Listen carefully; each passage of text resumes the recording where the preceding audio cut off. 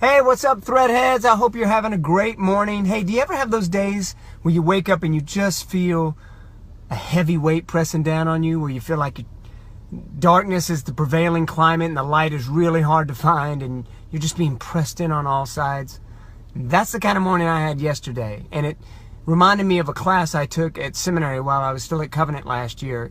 It was prophets, and the professor who was teaching it was going through a personal struggle of his own. And each day he'd come into class and share where he was in his own personal struggle, and then he'd open up the prophets to us and the hope and the encouragement that he found in the prophets. And you know, the prophets were always coming to God's people when they were either struggling or straying from the path, and he was absolutely struggling, and the strength that he gave to us and himself through the prophets was just amazing. And one of the prophets that struck me the most was Habakkuk, which is just a small 3-chapter book in the Old Testament, where Habakkuk is a prophet who is asking God why his people are suffering, and when is God going to come and save them from this suffering and persecution. And God's response to Habakkuk is, I'm going to bring a group of people that's even more fierce than those persecuting you now, and they're going to take care of business. And Habakkuk's like, is that really good news? I mean, is that the only answer?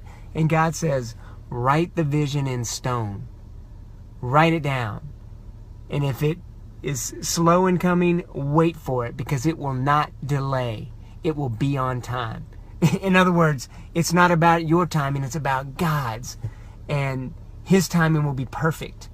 And then it struck me the amazing prayer that Habakkuk prays in chapter 3 at the end. He says something like this. He says, though the fig tree not blossom, nor fruit be on the vines, though the produce of the olive fail, and the fields yield no food, though their flock be cut off from the fold, and there be no herds in the stall, yet I will rejoice in the Lord. I will take joy in the God of my salvation. Whew! That's strong. In the midst of suffering, to be able to pray that. And so in that moment, yesterday morning, I echoed Habakkuk's prayer. And I said, God, this is yours. It's not mine. I leave it at your feet. You take it. And then God just showed up. He brought blessing upon blessing that I could have never manufactured or even seen coming on my own. I don't know where you are today. Maybe you're in a place where you're feeling the darkness in a real powerful way and feeling pressed on all sides. I want you to know that God has not left you in that. He is with you in it, and He is working all the time, even in the midst of our darkness. And His timing will be perfect, and He's got something better for you on the other side. Know that He is working on your behalf, and He is with you in it. Weeping may tarry for the night, but joy comes in the morning. I hope you have a great day today, and I hope you feel God's strength with you, even in the midst of dark times. Have a great one. God bless.